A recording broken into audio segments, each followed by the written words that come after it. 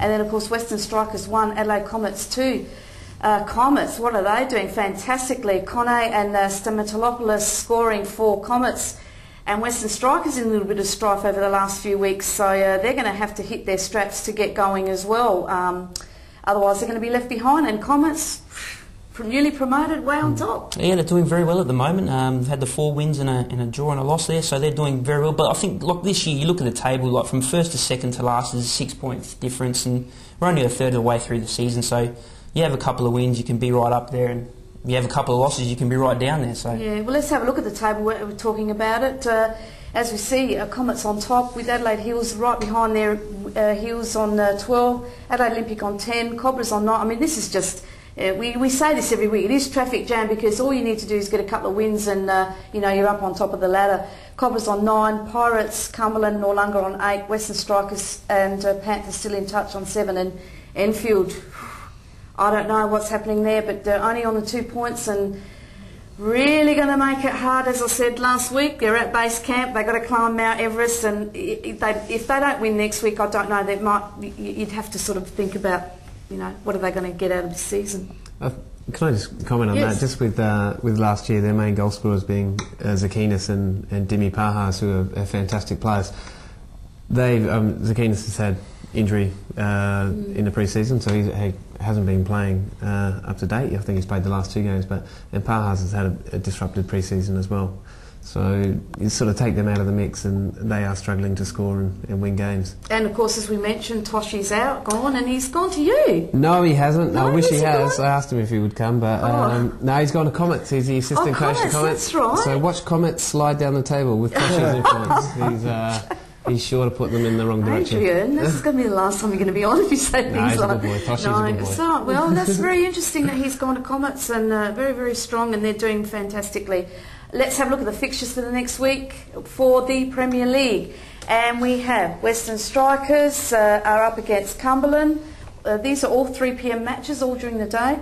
Adelaide Cobras, 4th on the ladder for you guys, up against Adelaide Olympic. Can I just butt in there, Nat, and just say that this week the club's gone out of their way to promote this game in a big way. The Adelaide Cobras and Olympic, we're playing for the Coopers Cup this week. Inaugural Coopers Cup. Inaugural Coopers Cup, that's the one. Glenn Cooper will be on board. We've got some local MPs out there, Steve Georgianis and John Traynor. The inaugural Johnny Harpus medal as well for the best player on the ground for a Cobras player. So we've got an inflatable soccer pitch for all the little ones out there as well. So free Coopers.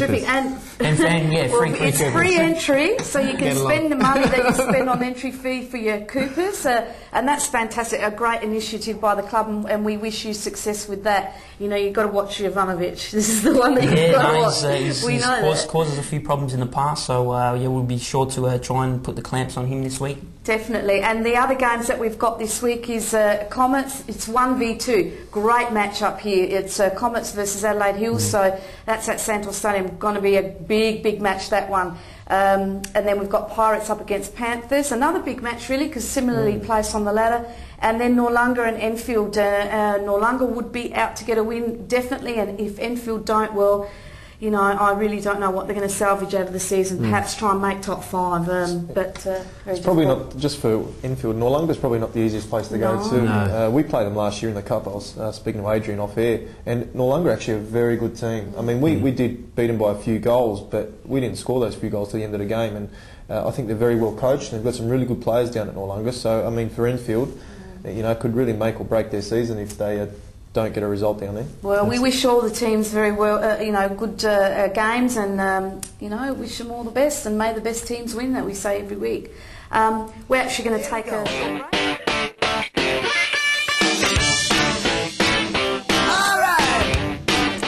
Welcome back to Full On Football with a wonderful combination of guests. We've got Nat, the cat, a cobra and a demon. Oh my God, what a mixture. Something's got to happen with that. Look, it's time for the State League. Of course, this is a State League segment. So, Adrian, we're going to be concentrating on you. Now, unfortunately, I haven't yet seen you guys play this year. I don't catch many games of the Demons or Port Pirie City, which is a bit disappointing. But I'd just like to say, how is your midfield? Because you lost some big names last year. Well, at the beginning of this year, you had Pavanello and Jan Caspero both go to Enfield. Yep. Well, they probably wishing they hadn't now, I guess. Yeah. But they're not really getting success there. But Ryan Mitchell went to Comets, doing very, very well over there. That's right. And Adam Wilkinson to Galaxy. So how are you going in the midfield? Really well, because I'm sitting in the midfield. So How silly of me to ask. yeah, to be honest, it's a good mixture. They got some wonderful young players that just love playing football, and that's been a big drive this year. I mean, I'm sort of sitting in playing a defensive role, and watching these young guys who just keep running all day and keep working hard and keep getting forward and keep getting back. So it's been okay in that sense. You know, we sort of held our own in the midfield for sure.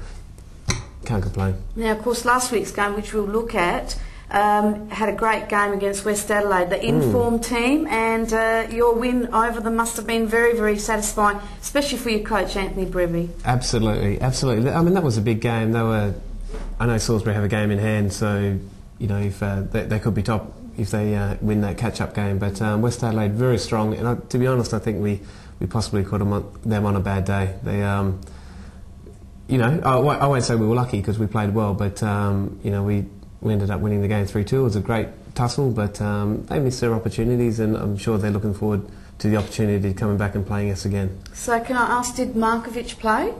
Their striker? I couldn't tell you. I'm not sure. No? Oh, because he's like Jovanovic, scores every game. So as soon as we don't see him there, we know that he's been injured because he didn't play last week. I think he was playing, to be honest. They missed Reynolds. Did they? Reynolds wasn't playing. But, okay.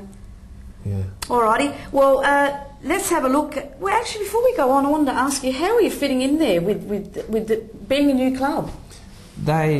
Port Pirie Redeem is a wonderful, wonderful club. They do look after you. Obviously, you know, they go after a few Adelaide-based players to train in Adelaide, and then you know we make the trek up every second week. But you know, it's an Italian club, and they make sure they look after you. They welcome you with open arms, and they really make sure that you're prepared.